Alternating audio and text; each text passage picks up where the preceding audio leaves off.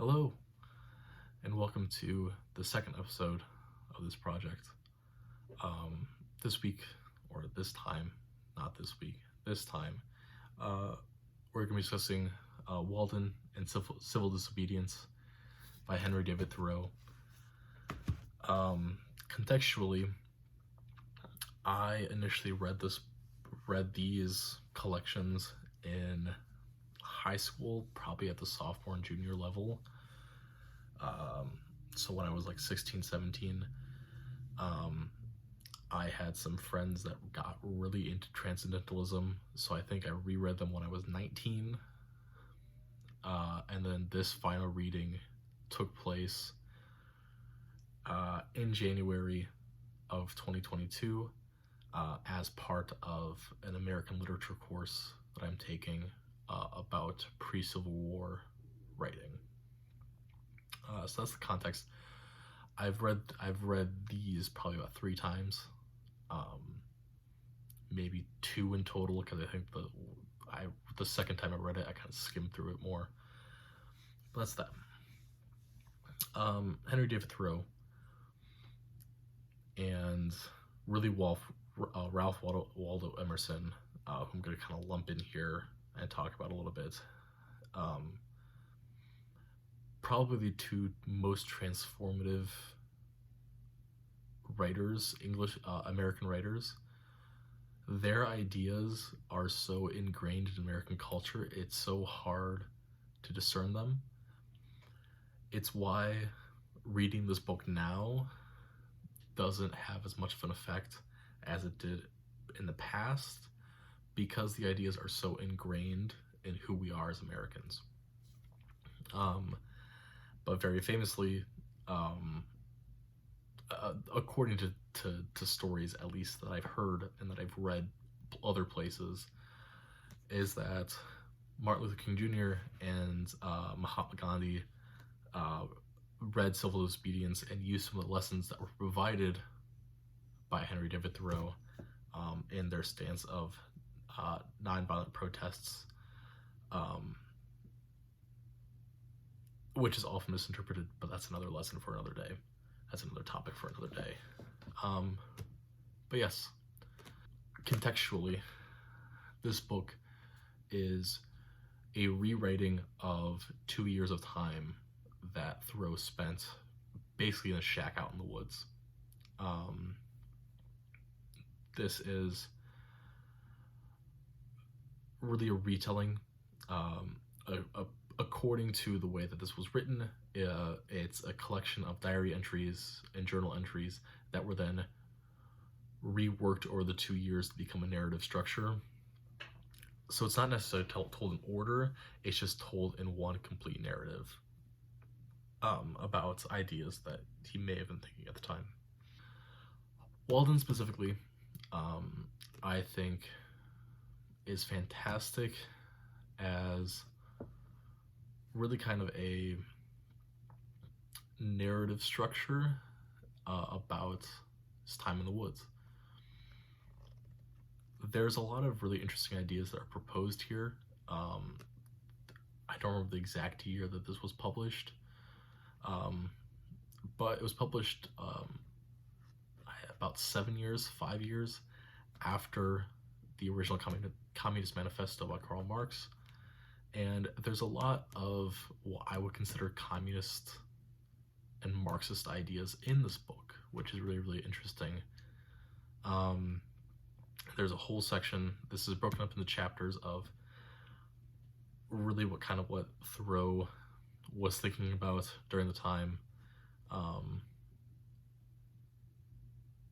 There are some really, really interesting sections about the popularization of vegetarianism in the United States, of individual rights, of how we pay taxes, of what squatters' rights are and what tenants' rights are, but also what labor is like in the United States and how we have transformed that. Or not necessarily just the United States, but how the industrialization of the world has really transformed what we think of when we think of our labor. Um, Really, this book kind of starts off with the chapter called Economy, which takes up like half. It's like half of the entire work of Walden, and there's a lot of interesting ideas proposed here. Mostly, it's the idea of if we work as an individual and we just provide for what the individual needs, we will produce way more than enough. And not only that, but we'll have a whole lot of time to enjoy ourselves. Um, this part also talks about the resources needed to live, and talks about how it is not necessarily that people can't fend for themselves or can't live for themselves. It's just that they don't have access to the resources to do so, which of course gets into Marxist theory, um, which is a interesting connection there. This part, there's also like a lot of tangents in Walden. My favorite tangent is also from Economy, and it goes on about the clothing people wear, where once again, um, Thoreau proposes this idea of keeping up with the Joneses, as we would now call it, of we are so focused on what everyone else is doing that we don't take the time to reconsider our own resources, and that if we just gave everyone the same resources, we would be fine, which once again goes back into Marxist theory. And then we get much later, we get to probably one of the more interesting chapters, which is called The Village. It's chapter 8, I believe. And at the end of this, he gets arrested. He gets arrested because he is not paying taxes. Because the way the taxes work at this time, they're not, individually based. They are, if they are individually based, in which you have to pay for what the resources that you use, but also for the resources that people that are connected to you use. And Thoreau ends up presenting this because he does not want to pay taxes to a country that allows people to own other people. He refuses to pay taxes to a country that allows slavery. And he ends up getting arrested for this, and he only spends one night in jail before someone else bails him out. And he's like, why did you do that? Why'd you pay my taxes for me? And that gets into a whole interesting idea of how, if as Americans, how do we protest what our taxes and what our livelihoods are being used for? Which is another very interesting idea that gets kind of proposed here.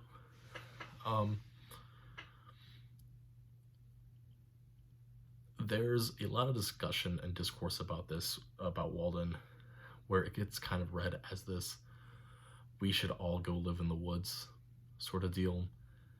And that's not what this is arguing for. This is not arguing for all of us to go live in the woods and live with nothing and just be satisfied with that.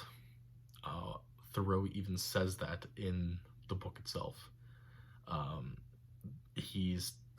I believe it's in either an Economy or in chapter 2, that there's another person that goes like, I want to go live like you. And Thoreau says, no, you're an idiot. Don't do this. This is not the path for everyone.